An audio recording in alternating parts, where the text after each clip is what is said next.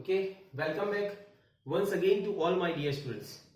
છેલ્લે આપણે વાત કરી બેટા આલ્કેન વિશે, જેમાં આલ્કેનનું બંધારણ વિશે આપણે વાત કરી, તેના આઈયુપીએસી નામકરણ, ત્યારબાદ સામાન્ય નામકરણ, ત્યારબાદ તેની સમઘટકતા અને ત્યારબાદ આલ્કેનની બનાવટ અને તેના ભૌતિક ગુણધર્મ આપણે જોયા. બરાબર. આજે આપણે વાત કરીશું કે આલ્કેનના રાસાયણિક ગુણધર્મ. બરાબર, કે ભાઈ આલ્કેન જે તો એની રાસાયણિક પ્રક્રિયા કેવી રીતે થાય છે અને કોની કોની સાથે થાય છે, તો એ બધું આપણે ડિસ્કસ કરીશું. ચાલો, તો પહેલું આપણે વાત કરીએ કે રાસાયણિક ગુણધર્મો કોના? આલ્કેનના. તો રાસાયણિક ગુણધર્મ બરાબર, કોના કરવાના બેટા? આલ્કેનના. તો પહેલું તો આપણે કહીએ કે આલ્કેન સંયોજનો સમતૃપ હોવાથી તે માત્ર વિસ્થાપન પ્રક્રિયા આપે છે. તો અહીંયા લખીએ કે આલ્કેન સંયોજનો સમતૃપ હોવાથી તે વિસ્થાપન પ્રક્રિયા આપે. એટલે એનો મતલબ એવો થાય કે તેનું વિસ્થાપન જ થાય.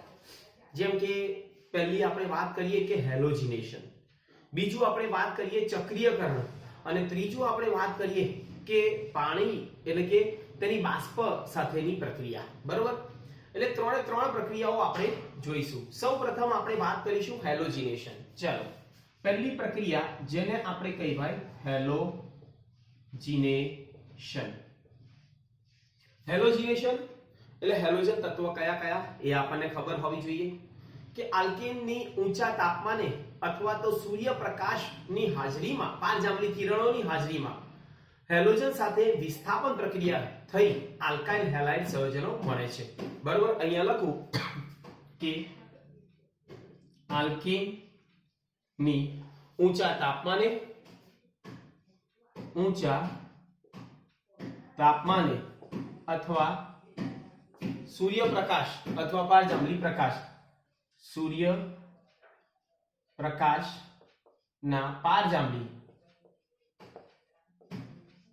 પારજાંબલી કિરણોની હાજરીમાં હેલોજન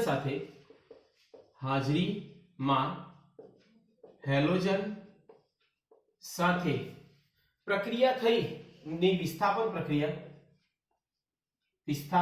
શું કહીશું? હેલોજન સાથેની વિસ્થાપન પ્રક્રિયા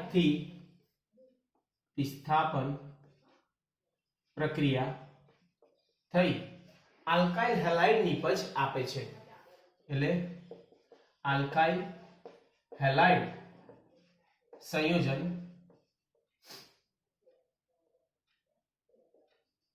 આપે. બરોબર, હવે કેવી રીતે આલ્કાઇલ હેલાઇડ સંયોજનો મળશે આ પ્રક્રિયા આપણે જોઈએ. હેલોજિનેશન, જેને આપણે હેલોજિનેશન પણ કહીએ છીએ.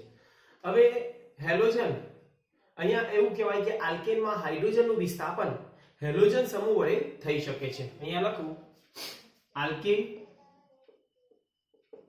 સંયોજનો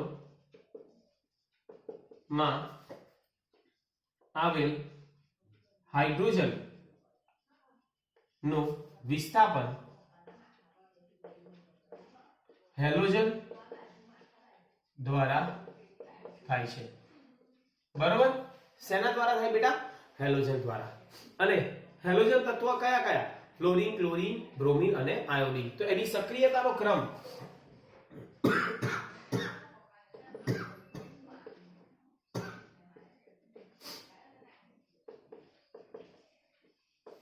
સૌથી વધુ સક્રિય કોણ? તો ફ્લોરીન, ક્લોરીન, બ્રોમિન અને આયોડીન. બરાબર, આ થયું સક્રિયતાનો ક્રમ. ઓકે, ત્યારબાદ આપણે એવું કહીએ કે હેલોજન, દાખલા તરીકે અહીંયા એક એક્ઝામ્પલ લઉં, પહેલું જ એ કોની સાથે?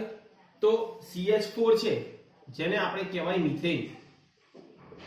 એની ફ્લોરીન સાથે જો પ્રક્રિયા કરવામાં આવે, ફ્લોરીન એટલે F2, તો અહીંયા વિસ્થાપન થશે અને શું મળશે?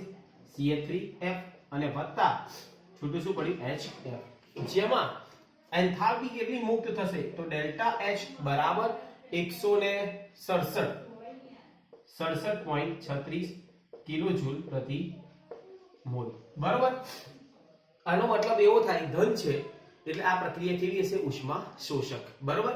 એન્થાલ્પી નું મૂલ્ય ધન આવે તો એ પ્રક્રિયા ઉષ્મા શોષક છે. ફ્લોરીન નું અહીંયા હાઇડ્રોજન નું વિસ્થાપન ફ્લોરીન દ્વારા થતા ફ્લોરોમીથેન મળે છે. શું મળ્યું? ફ્લોરોમીથેન. ઓકે, તો આ એક પહેલી પ્રક્રિયા હતી. પહેલા આ નોટ ડાઉન કરી દો. પછી આપણે જોઈએ છે ક્લોરિનેશન, બ્રોમિનેશન અને આયોડિનેશન. ચલો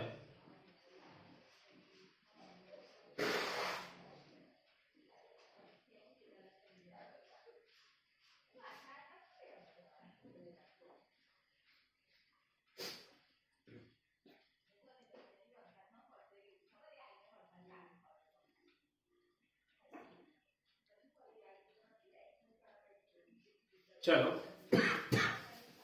હવે આપણે વાત કરીએ આની અંદર જ બીજું આપણે કહીશું ક્લોરિનેશન. બરાબર. તો બી ક્લોરિનેશન. ક્લોરિનેશન કોનું? આલ્કેનનું. તો આલ્કેનનું ક્લોરિનેશન થાય કોની હાજરીમાં? સૂર્યપ્રકાશની હાજરીમાં અથવા તો ઊંચા દબાણે. તો ક્લોરોમીથેન આપણને મળે છે. જેમ કે એક્ઝામ્પલ લો કે દાખલા તરીકે અહીંયા મીથેન છે. આ મીથેન, આનું ક્લોરીન સાથે જો પ્રક્રિયા કરવામાં આવે કોની હાજરીમાં? 5 જાંબલી પ્રકાશ અથવા 573 કેલ્વિન તાપમાને. બરાબર. તો શું મળશે? CH3 અને Cl અને વત્તા HCl છૂટા પડ્યા, જેને આપણે કહેવાય ક્લોરો અને મીથેન. બરાબર છે, જેને આપણે શું કહીએ? ક્લોરોમીથેન. આ પ્રક્રિયા સતત ચાલુ રહી ક્લોરોમીથેનના બીજા 3 હાઇડ્રોજનનું પણ વિસ્થાપન કરે છે અને છેવટે ટેટ્રાક્લોરોમીથેન બને છે. જેમ કે એક્ઝામ્પલ લઉં, દાખલા તરીકે CH3 અને Cl છે. બરાબર. એની ફરીથી ક્લોરીન જોડે પ્રક્રિયા થાય કોની હાજરીમાં? સૂર્યપ્રકાશ અને અથવા અહીંયા આપણે લખીએ શું 573 કેલ્વિન તાપમાન, કાં તો 520 થી 670 રેન્જ રાખીએ ગરમ કરતા. ચલો ડેલ્ટા. તો અહીંયા શું મળશે? CH2 Cl2 અને વત્તા HCl, જેને આપણે કહીએ ડાયક્લોરોમીથેન. શું કહીશું? ડાયક્લોરો અને મીથેન. ઓકે, એવી જ રીતે ફરીથી પાછું ડાયક્લોરોમીથેન છે. CH2 Cl2 અને ફરી ક્લોરિનેશન આપણે કરીએ સૂર્યપ્રકાશની હાજરીમાં અથવા ગરમ કરતા. તો આપણને શું મળશે? CHCl3 અને વત્તા HCl. આને ક્લોરોફોર્મ પણ કહેવાય. બરાબર. CHCl3 ને ક્લોરોફોર્મ કહીએ, કાં તો પછી ટ્રાય ક્લોરો અને મીથેન. બરાબર છે. એના પછી CHCl3 ની ફરી ક્લોરીન જોડે પ્રક્રિયા કરો સૂર્યપ્રકાશની હાજરીમાં અથવા શું કહું? ડેલ્ટા. તો અહીંયા શું મળશે? CCl4 અને વત્તા HCl, જેને આપણે કહેવાય ટેટ્રાક્લોરોમીથેન. શું કહીશ? ટેટ્રાક્લોરો અને મીથેન. ક્લિયર? તો આ રીતે બેટા બધી જ પ્રક્રિયાઓ થાય અને શું થયું કે એક એક હાઇડ્રોજનનું વિસ્થાપન થાય છે અને 1 by 1 હાઇડ્રોજનનું વિસ્થાપન થતા શેના દ્વારા? હેલોજન દ્વારા. અને આપણને શું મળે છે? ક્લોરોમીથેન, ડાયક્લોરો, ટ્રાયક્લોરો અને ટેટ્રાક્લોરોમીથેન. ક્લિયર? તો અહીંયા આ થઈ બેટા પહેલી પ્રક્રિયા, જેને આપણે કહીએ ક્લોરિનેશન. ચાલો નોટ ડાઉન કરી લો.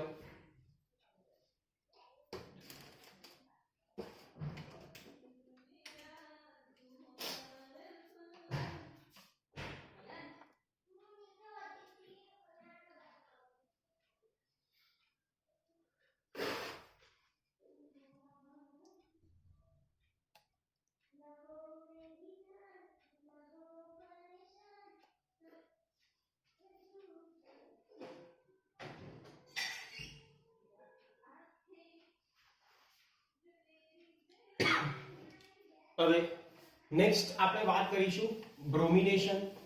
બરાબર.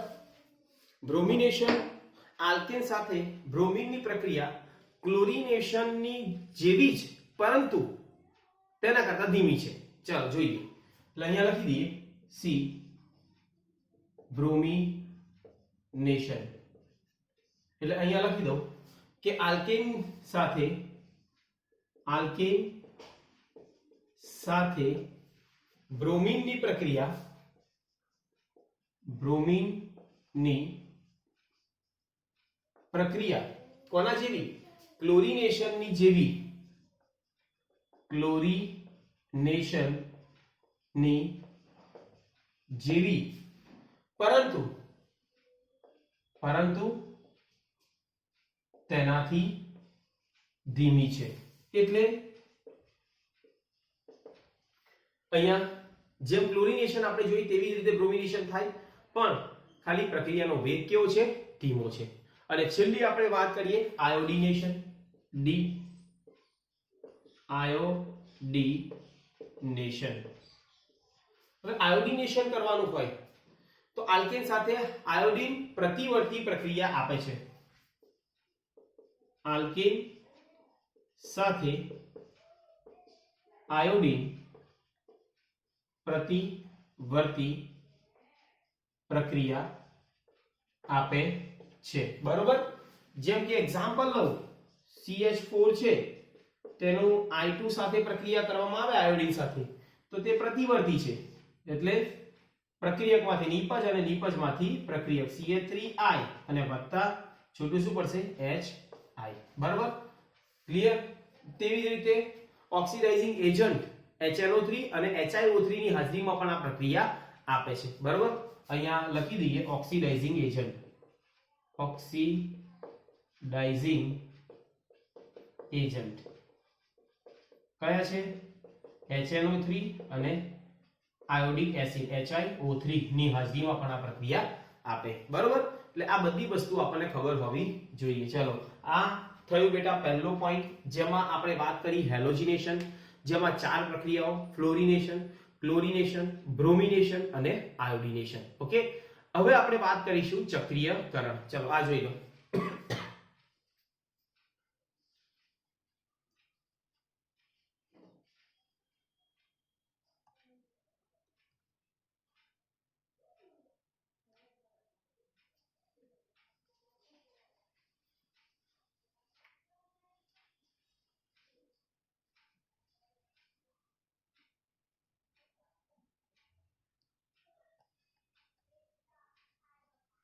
ચાલો નેક્સ્ટ બીજું આપણે કહીએ સેકન્ડ પ્રક્રિયા, જેને આપણે કહીએ ચક્રીયકરણ. કેવી રીતે ચક્રીયકરણ બનશે? ચાલો જોઈએ. સેકન્ડ ચક્રીયકરણ કેવી રીતે થાય? તો 6 કે તેથી વધુ કાર્બન ધરાવતા આલ્કેન ને 773 કેલ્વિન તાપમાને અને 10 થી 20 વાતાવરણ દબાણે ઉદ્દીપકની હાજરીમાં પ્રક્રિયા થતા આપણે ચક્રીયકરણ એટલે કે ચક્રીયકરણથી બેન્ઝીન બનશે અને તેના વ્યુપનો પણ બને છે. તો જોઈએ આપણે કેવી રીતે. અહીંયા લખીએ પહેલા કે 6 કે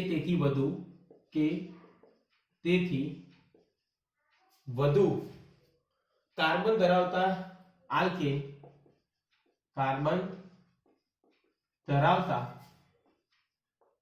આલ્કેન ને 773 કેલ્વિન તાપમાને અને 10 થી 20 વાતાવરણ દબાણ શું થશે? ઉદ્દીપકની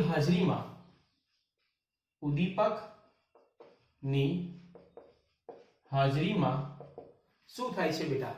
પ્રક્રિયા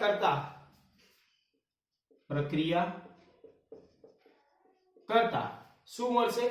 તો ચક્રીયકરણથી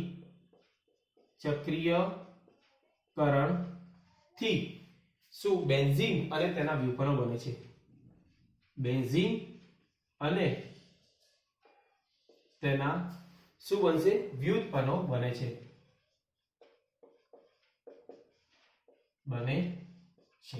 ક્લિયર? આ પ્રક્રિયાને આપણે શું કહીએ? તો એવું કહેવાય ડિહાઇડ્રોજનેશન કે ચક્રીયકરણ. જેમ કે એક એક્ઝામ્પલ લઉં, દાખલા તરીકે હું અહીંયા લઉં છું એનહેક્ઝેન. તો CH3 CH2 4 ટાઈમ્સ અને CH3, બરોબર, જેને આપણે કહીએ એનહેક્ઝેન. કોની હાજરીમાં પ્રક્રિયા થાય? વેનેડિયમ પેન્ટોક્સાઇડ, ક્રોમિયમ ટ્રાયોક્સાઇડ અને મેંગેનીઝ ઓક્સાઇડ. કોઈ પણ અહીંયા હું લખું પહેલું તો Cr2O3 અથવા V2O5 અથવા Mn2O3. બરાબર. કોઈ પણ ઉદ્દીપકની હાજરીમાં 773 કેલ્વિન અને 10 થી 20 વાતાવરણ દબાણે. બરાબર. આ પ્રક્રિયા થાય તો આપણને શું મળે? તો અહીંયાથી હાઇડ્રોજન દૂર થશે અને શું મળશે? બેન્ઝીન. શું મળશે બેટા? બેન્ઝીન. અને છૂટું શું પડ્યું? તો H2. આ કેટલા હતા? તો અહીંયા આપણે એવું કહીએ અને બેન્ઝીન કહેવાય. ક્લિયર? તો આની અંદર C6 તો H14 હતા. તો અહીંયા કેટલા થયા? C6H6 જેને આપણે બેન્ઝીન કહીએ છીએ. તો કેટલા હાઇડ્રોજન નીકળ્યા? તો આપણે કહીએ આની અંદર 6 એટલે 8 નીકળી ગયા. એટલે અહીંયા કેટલા આવશે? 4 મોલ H2. બરોબર છે. તો આનો મતલબ એવો થયો કે હાઇડ્રોજન દૂર થયા તો તેવી પ્રક્રિયાને આપણે ડિહાઇડ્રોજિનેશન પણ કહીએ. તો આ પ્રક્રિયાને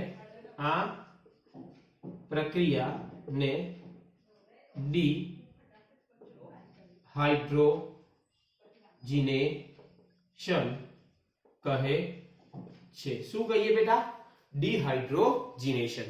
બરાબર. જે આપણને શું આપે છે? તો બેન્ઝીન, જેને કહીએ ચક્રીયકરણ. આ સાયક્લિક થઈ ગયું ને, ચક્રીયકરણ. આ શું છે?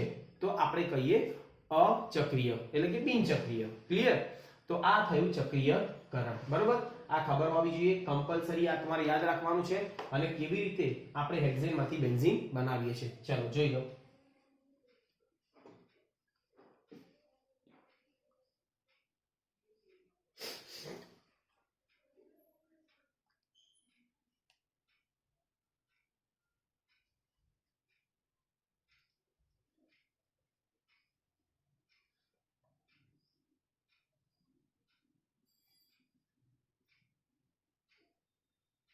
ચાલો નેક્સ્ટ આપણે વાત કરીશું આના પછી કે પાણીની બાષ્પ સાથેની પ્રક્રિયા.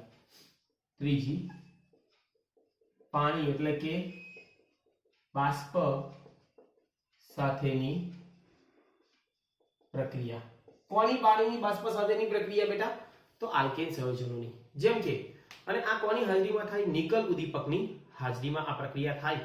એટલે શું મળશે? તો જો અહીંયા દાખલા તરીકે એક સિમ્પલ લખીએ આપણે કે મિથેન છે, તેમાં પાણીની બાષ્પ સાથે નિકલ ઉદ્દીપકની હાજરીમાં ગરમ કરવામાં આવે તો આપણને શું મળે છે? કાર્બન મોનોક્સાઇડ અને શું મળશે? H2 જળવાયુ, જેને આપણે કહીએ. તો અહીંયા કેટલા મોલ? 3. તો અહીંયા કેટલા મોલ આવશે? તો 3 દુ 6. બરાબર. બેલેન્સ થઈ ગયું, જેને આપણે કહેવાય જળવાયુ. બરાબર. તો આપણે એવું પણ કહીએ છીએ કે ઉદ્યોગોમાં હાઇડ્રોજન વાયુ મેળવવા આ પદ્ધતિનો ઉપયોગ થાય છે. અહીંયા લખું, ઉદ્યોગોમાં હાઇડ્રોજન વાયુ મેળવવા માટે આ પદ્ધતિનો ઉપયોગ થાય છે. બરાબર. જોયું, હાઇડ્રોજન આપણને મળ્યું અને તેને આપણે જળવાયુ પણ કહીએ. બીજું કે જેમ કે મિથેન ની પાણીની બાષ્પ સાથે નિકલ ઉદ્દીપકની હાજરીમાં ઊંચા તાપમાને આપણે પ્રક્રિયા કરીએ તો CO અને H2 વાયુનું મિશ્રણ મળે છે, જેને જળવાયુ પણ આપણે કહીએ છીએ. ક્લિયર? આ રીતે આપણે લખી શકીએ. તો આ ત્રણેય જે પ્રક્રિયાઓ આજે આપણે વાત કરી તે હતી આલ્કેનની રાસાયણિક પ્રક્રિયા. પહેલી આપણે વાત કરીએ કે આલ્કેનની બનાવટની અંદર આપણે પહેલી શેમાંથી બનાવ્યું? તો અસંતૃપ હાઇડ્રોકાર્બન, પછી આલ્કાઇલ હેલાઇડ અને ત્યારબાદ કાર્બોક્સિલિક એસિડમાંથી. ત્યારબાદ તેના ભૌતિક ગુણધર્મ જોયા. બરાબર. કે ભાઈ કલમ બિંદુ, ઉત્કલન બિંદુ, દ્રાવ્યતા, બધી વાત કરી. અને ત્યારબાદ આજે આપણે વાત કરી કે ભાઈ રાસાયણિક ગુણધર્મ, તેમાં 3 પ્રક્રિયાઓ જોઈ: હેલોજિનેશન, ત્યારબાદ ચક્રીયકરણ અને પાણીની બાષ્પ સાથેની પ્રક્રિયા. બરાબર. હવે આપણે વાત કરીશું સેકન્ડ પોઈન્ટ, જેને આપણે કહીએ આલ્કીન સંયોજનો. ચલો આ જોઈ લો એક વખત.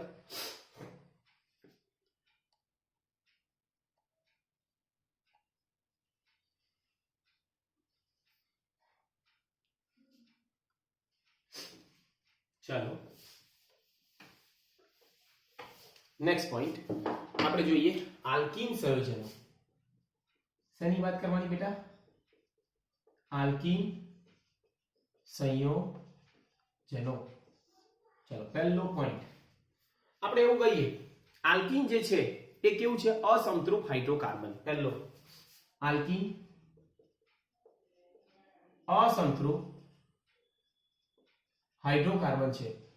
હાઇડ્રોકાર્બન છે જેમાં એવું કહીએ જે હાઇડ્રોકાર્બનમાં બે કાર્બન વચ્ચે ઓછામાં ઓછા એક દ્વિબંધ હોય તેવા સંયોજનને આલ્કીન કહીએ છીએ. એટલે અહીંયા લખીએ જે હાઇડ્રોકાર્બનમાં એવું કહ્યું બે કાર્બન વચ્ચે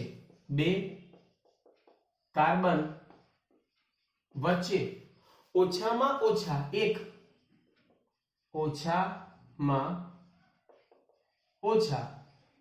એક દ્વિબંધ હોય તેને આલ્કીન સંયોજનો કહે છે. તેને આલ્કીન સંયોજનો કહે છે. ઓછામાં ઓછો કેટલો દ્વિબંધ જોઈએ? એક દ્વિબંધ. બરાબર. આલ્કીનનું સામાન્ય સૂત્ર આપણને ખબર છે તો એના પછી સામાન્ય સૂત્ર કયું આવશે તો CnH2n બિનચક્રીય માટે. બરાબર છે. ત્યારબાદ એવું કહેવાય કે આલ્કીન સંયોજનોમાં જ્યારે એક પાઇબંધ બનાવતો હોય કાર્બન તો એના ઉપર સંકરણ કયું હોય તો sp2. જેમ કે એક એક્ઝામ્પલ લઉં, દાખલા તરીકે હું અહીંયા લઉં છું ઇથીન. ઇથીન એટલે CH2 ડબલ બોન્ડ CH2. બરાબર. આનું સ્ટ્રક્ચર મારે ડ્રો કરવું હોય તો C12 અહીંયા double bond C12 hydrogen hydrogen hydrogen અને હાઇડ્રોજન. બરાબર છે. આ ઇથીન થઈ ગયું. આ બધા બંધને આપણે કયા બંધ કહેવાય? સિગ્મા બંધ. બરાબર. પણ આ બંધને આપણે શું કહીએ? પાઈ. બરાબર. એ બધું આપણે ભણી ગયા છે કયો સિગ્મા કયો પાઈ. ઓકે. તો 4 C-H સિગ્મા બંધ છે. C ડબલ બોન્ડ C એટલે કે એક સિગ્મા અને એક પાઈ. હવે આપણે એવું કહીએ કે આની અંદર આલ્કીન સંયોજનોની અંદર કોનું સંમિશ્રણ થાય છે એ બધું આપણે બધા જાણીએ છીએ. તો carbon C double bond C ની બંધ લંબાઈ કેટલી? 134 પિકોમીટર છે. બરાબર. C-H ની બંધ લંબાઈ કેટલી છે? 110 પિકોમીટર. આ વસ્તુ આપણે યાદ રાખીશું બેટા. ત્યારબાદ H-C-H વચ્ચેનો ખૂણો H-C-H વચ્ચેનો બંધ કોણ કયો છે બેટા? તો કહીએ 116 ડિગ્રી અને 6 કડા આ. બરાબર. અહીંયા લખીએ 116 ડિગ્રી અને 6 કડા. બરાબર છે. અને બીજું આપણે કહીએ C-H વચ્ચેનો બંધ કોણ કયો છે? તો આપણે કહીશું 121 ડિગ્રી અને 7 કડા. એટલે આ 121 ડિગ્રી અને 7 કડાનો. બરાબર છે. અને એનો અણુનો આકાર, ઇથીન અણુનો આકાર અહીંયા હું લખું કે ભાઈ ઇથીન અણુનો આકાર કયો થશે? તો આપણે કહીએ સમતલ્ય ત્રિકોણ. એ લખી દો સમતલ્ય ત્રિકોણ. બરાબર. સમતલ્ય ત્રિકોણ. ક્લિયર? તો આ બધું જ આપણને ખબર હોવી જોઈએ. અસમતૃપ હાઇડ્રોકાર્બન છે, કાર્બન વચ્ચે બંધ લંબાઈ, એનો આકાર. બરાબર. સામાન્ય સૂત્ર કયું છે? ઇથીન. આ બેઝિક આપણને ખબર હોવી જોઈએ. ચલો નોટ ડાઉન કરી લો.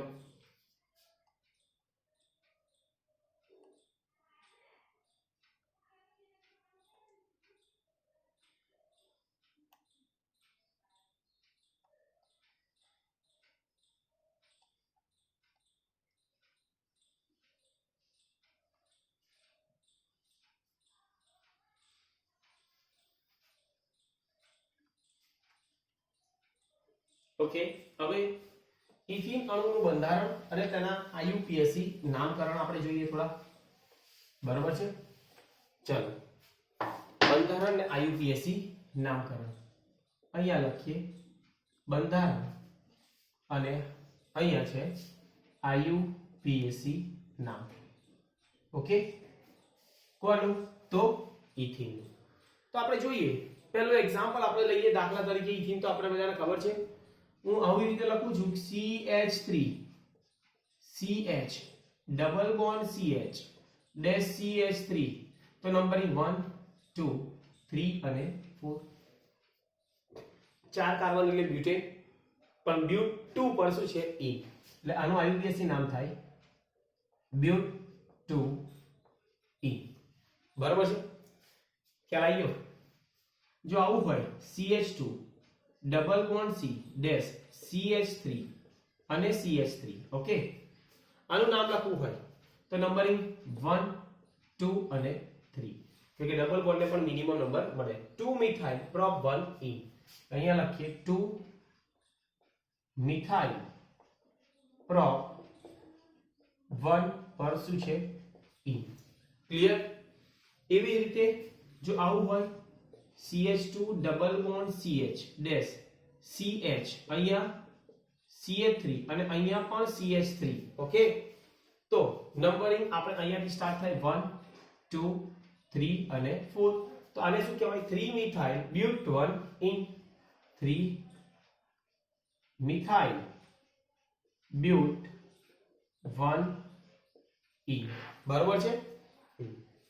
ત્યારબાદ જો આવું હોય CH2 double bond CH dash CH double bond CH2, numbering કોઈ પણ બાજુથી 1 2 3 અને 4, જેને આપણે કહીએ બે વખત છે એટલે ડાઈ, બ્યુટા 1 3 ડાઈ.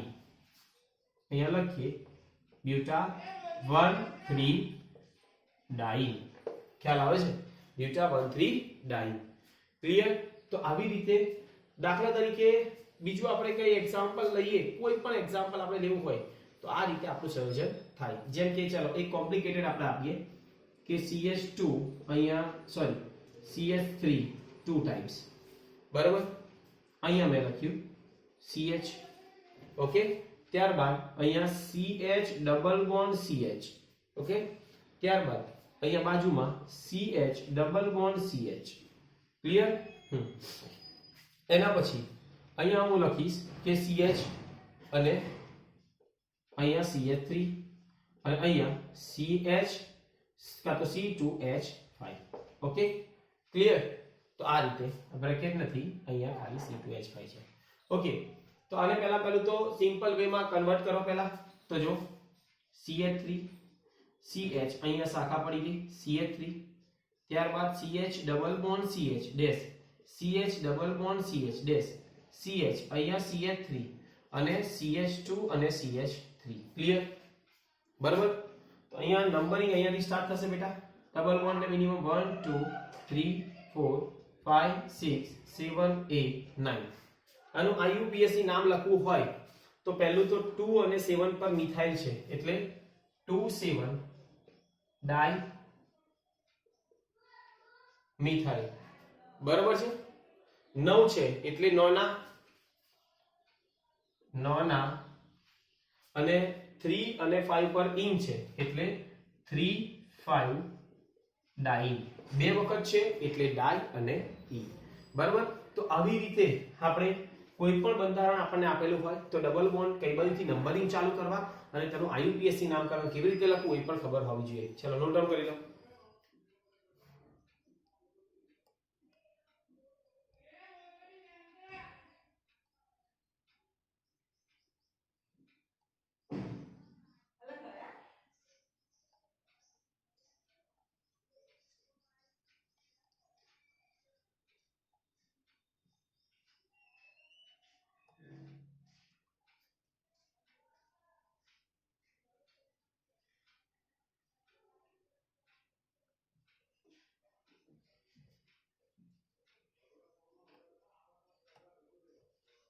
ઓકે, ચલો બીજું આપણે જોઈએ બેટા કે દાખલા તરીકે આ રીતે સંયોજન આપેલું હોય અહીંયા 1 2 3 4 5.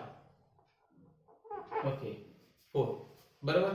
અહીંયા ડબલ બોન્ડ અને બીજું આપણે કહીએ અહીંયા ડબલ બોન્ડ. ઓકે, તો હવે આને આપણે લખવું હોય તો આ રીતે લખાય અહીંયાથી CH2 double bond CH, CH2 CH2 CH double bond CH, CH double bond CH dash CH3. ગણી કાઢજો, અહીંયા જોઈ લેવાનું CH2 CH CH2 CH2 CH double bond CH, CH double bond CH અને CH3. ડબલ બોન્ડ ને minimum number આ બાજુથી ચાલુ થશે તો 1 2 3 4 5 6 7 8 અને 9. બરાબર, તો આનું નામ આપણે લખવું હોય તો કેવી રીતે લખાશે?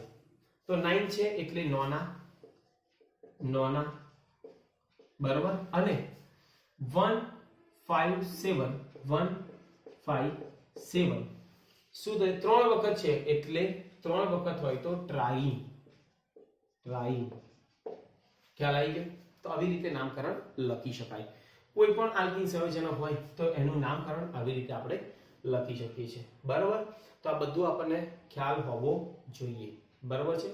દાખલા તરીકે બીજું તમને કન્ફ્યુઝ કરવા માટે આવું પણ પૂછે, CH3 છે, રાઈટ? અહીંયા CH ડબલ બોન્ડ શું હશે? C, અને અહીંયા CH2 CH2 CH3 ટ્વાઇસ. બરાબર, આવું હોય તો આને પહેલા તો સિમ્પલ વેમાં કન્વર્ટ કરો, બ્રેકેટ કાઢવાનું. તો CH3 CH double bond C, અહીંયા CH2 CH2 CH3, અને અહીંયા પણ CH2 CH2 અને CH3. બોલો, આનું નામકરણ કરવાનું હોય તો અહીંયા 1 2 3 4 5 6, 3 પર શું છે? 3, પછી N પ્રોપાઇલ, બરાબર, બ્રેકેટ પૂરું, હેક્સ 2 ઇન. બરાબર, શું કહીશું? હેક્સ 2 અને ઇન. તો આવી રીતે આપણે સિમ્પલ વેમાં કન્વર્ટ કરવાનું. જ્યારે બ્રેકેટ આપેલું હોય તો ત્યાં શાખા પડતી હોય ને પડતી હોય. બરાબર, ચાલો નોટ ડાઉન કરી લો.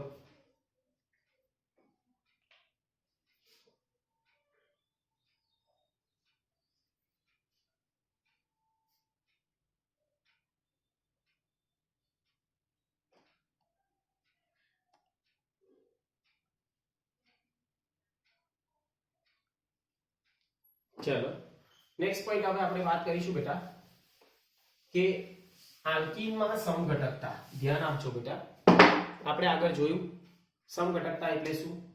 તો સમઘટકતા કેટલા પ્રકારની? તો આમ તો 2 પ્રકારની. અત્યારે બંધારણીય અને ભૌમિતિક સમઘટકતા જોઈએ. તો અહીંયા જોઈએ આપણે આલ્કીનમાં સમઘટકતા. આલ્કીનમાં સમઘટકતા. સમઘટકતા એટલે જેનું સામાન્ય સૂત્ર સમાન હોય પણ બંધારણ જુદા જુદા હોય તો તેને આપણે શું કહીએ? સમઘટકતા. પહેલું આપણે વાત કરીએ બંધારણીય સમઘટકતા. ચલો, આલ્કીન સંયોજનો બંધારણીય અને ભૌમિતિક 2 પ્રકારની સમઘટકતા છે. એટલે અહીંયા પહેલી આપણે વાત કરીશું બંધારણીય સમઘટકતા. બીજી કઈ છે? ભૌમિતિક સમઘટકતા. પછી આપણે વાત કરીએ છીએ કોને ભૌમિતિક? 2 કે 3 કાર્બન ધરાવતા આલ્કીનના બંધારણીય સમઘટકતા જોવા મળતી નથી. અહીંયા લખી દઉં 2 કે 3 કાર્બન ધરાવતા આલ્કીન સંયોજનો માં બંધારણીય સમઘટકતા શક્ય નથી. શક્ય નથી. બરાબર, તો તેથી વધુ એટલે કે 4 કે તેથી વધુ કાર્બનની સંખ્યા ધરાવતા આલ્કીનમાં સમઘટકતા શક્ય છે. જેમ કે બંધારણીય સમઘટકતાની વાત કરીએ તો દાખલા તરીકે એનું સામાન્ય સૂત્ર આપણને ખબર છે કે CnH2n એટલે C4 હોય તો H કેટલા થવાના? 8. અને સમઘટકતા કેવી રીતે લખાય? પહેલું આપણે લખીએ, ધ્યાન આપજો કે આને આપણે CH2 double bond CH, CH2 અને CH3. ક્લિયર?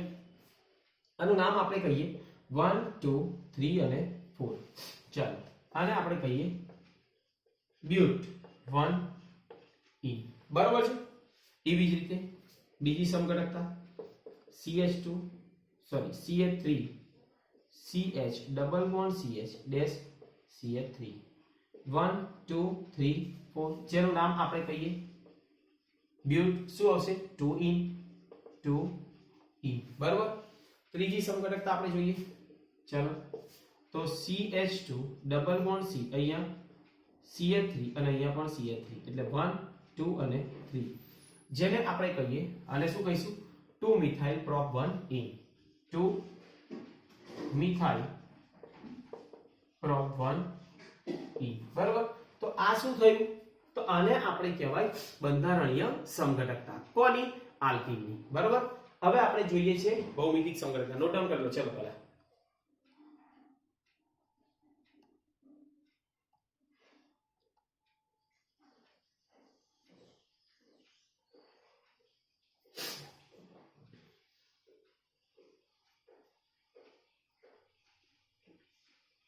चलो હવે આપણે જોઈએ કે ભૌમિતિક સમઘટકતા ઇમ્પોર્ટન્ટ છે. ધ્યાન આપજો.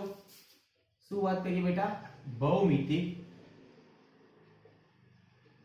સમઘટકતા. સમઘટકતા બરાબર. કે કેટલાક આલ્કીન સંયોજનોમાં આણ્વીય સૂત્ર અને બંધારણીય સૂત્ર સમાન હોવા છતાં પણ તેમાં રહેલા ક્રિયાશીલ સમૂહ અથવા તો પરમાણુઓની ગોઠવણી અવકાશીય સ્થાનમાં ગોઠવેલા હોય જુદી જુદી રીતે. ચાલો જોઈએ. આપણે અહીંયા લખીએ કે કેટલાક શું કહ્યું આલ્કીન સંયોજનોમાં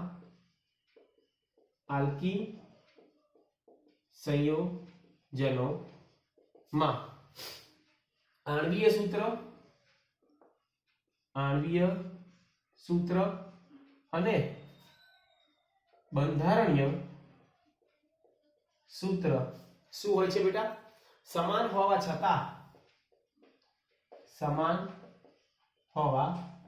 છતાં તેમાં રહેલા ક્રિયાશીલ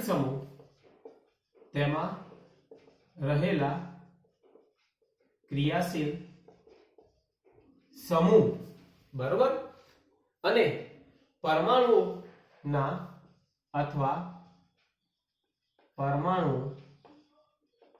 અવકાશીય ગોઠવણી હોય. કેવી હોય? અવકાશીય સ્થાનની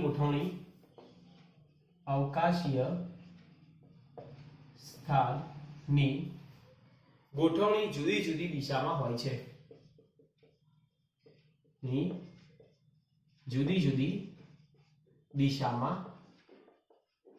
છે. બરોબર. અલગ અલગ દિશામાં હોય છે. એટલે દ્વિબંધ હોય તો તેવા અણુઓમાં જ સમતલીય હોય છે તેનો આકાર અને સમઘટકતા અને ભૌમિતિક સમઘટકતા. જેમ કે એક્ઝામ્પલ લઈએ. દાખલા તરીકે ભૌમિતિક સમઘટકતાને સામાન્ય રીતે સીસ અને ટ્રાન્સ સમઘટકો કહે છે. અહીંયા લખીએ ભૌમિતિક સમઘટકતાને સામાન્ય રીતે શું કહીશું? સીસ અને ટ્રાન્સ સમઘટકો કહે છે. બરાબર. સીસ અથવા તો એને ટ્રાન્સ કહીએ. કેવી રીતે? તો જો એક્ઝામ્પલ લઈએ કે સી ડબલ બોન્ડ સી અહીંયા આ રીતે હોય. અહીંયા CH3 અહીંયા H અહીંયા CH3 અને અહીંયા H. ધ્યાન રાખજો. તો આને એવું કહેવાય કે સમાન ક્રિયાશીલ સમૂહ એકબીજાથી ખૂબ નજીક હોય એક જ દિશામાં હોય તો તેને સીસ કહેવાય. તો આનું નામ આપણે કહીએ સીસ બ્યુટ ટુ ઇન. જો 1 2 3 4 બરાબર છે. પણ જો આવું હોય C ડબલ બોન્ડ C અને અહીંયા CH3 અને અહીંયા વિરુદ્ધ દિશામાં હોય તો તેને આપણે કહેવાય ટ્રાન્સ. બરાબર. Trans બ્યુટ 2 E. બરાબર. 1 2 3 અને 4. ક્લિયર? તો આ બધું જ આપણને ખબર હોવી જોઈએ. સીસ સમઘટક ક્યારે કહેવાય અને ટ્રાન્સ સમઘટક ક્યારે કહેવાય. બરાબર. બીજું એવું કહીએ સીસ સમઘટકમાં દ્વિબંધ ધરાવતા બે કાર્બનને એટલે કે બે કાર્બનને જોડાયેલા સમાન સમૂહ કે પરમાણુઓ C ડબલ બોન્ડ C દ્વિબંધને એક જ દિશામાં હોય છે. કયું એક જ દિશામાં? જ્યારે ટ્રાન્સમાં વિરુદ્ધ દિશામાં હોય છે વિકર્ણ રીતે. બરાબર છે. તો અહીંયા એવું કહીએ કે આની અંદર એક જ દિશામાં હોય એટલે એની અંદર દ્વિધ્રુવીય ચાક માત્રા આપણને માલુમ પડે એટલે અહીંયા દ્વિધ્રુવીય ચાક માત્રા મ્યુ બરાબર 0.33 ડી પાઈ બરોબર છે એનો એકમ છે અને જ્યારે આ વિરુદ્ધ દિશામાં હોય એટલે દ્વિધ્રુવીય ચાક માત્રા ધ્રુવીયતા કેવી થાય શૂન્ય થઈ જાય એટલે અહીંયા ધ્રુવીયતા કેવી થશે 0.0 ડી પાઈ કેમ કે એ એકબીજાથી વિરુદ્ધ છે ક્લિયર તો આ વસ્તુ આપણને ખબર હોવી જોઈએ બરોબર તો સીસ સમઘટક ધ્રુવીય છે જ્યારે ટ્રાન્સ સમઘટક અધ્રુવીય છે એટલે અહીંયા હું લખી દઉં આ ધ્રુવીય અને આ કેવો છે અધ્રુવીય બરાબર છે ખ્યાલ આવી ગયો કારણ કે ટ્રાન્સ સમઘટકમાં બંને મિથાઇલ સમૂહ વિરુદ્ધ દિશામાં હોવાથી પરિણામી ધ્રુવીય ચાક માત્રા કેવી થાય છે શૂન્ય થાય છે બરાબર કે તો અહીંયા આ બધું જ આપણે વાત કરી સિસ અને ટ્રાન્સ જેને આપણે કહીએ ભૌમિતિક સમઘટકતા ક્લિયર ખબર હોવી જોઈએ બંને મિથાઇલ આલ્કાઇલ સમૂહ વિરુદ્ધ છે એટલે આપણે કહીએ ધ્રુવીયતા શું થાય શૂન્ય થાય એટલે 0 એટલે અધ્રુવીય થઈ ગયું એક જ દિશામાં છે એટલે આપણને મળે છે ચાક માત્રાનું મૂલ્ય એટલા માટે આપણને એને શું કહીશું ધ્રુવીય ક્લિયર તો અહીંયા સુધી આજના વિડિયો માટે ઇનફ બરાબર નેક્સ્ટ વિડિયોની અંદર આપણે આલ્કીન વિશે જ વાત કરવાની છે તો આલ્કીન સંયોજનોની બનાવટ આલ્કીન સંયોજનોના ભૌતિક ગુણધર્મ અને આલ્કીન સંયોજનોના રાસાયણિક ગુણધર્મ વિશે આપણે વાત કરીશું બરાબર તો આજના વિડિયો માટે આટલું enough thank you very much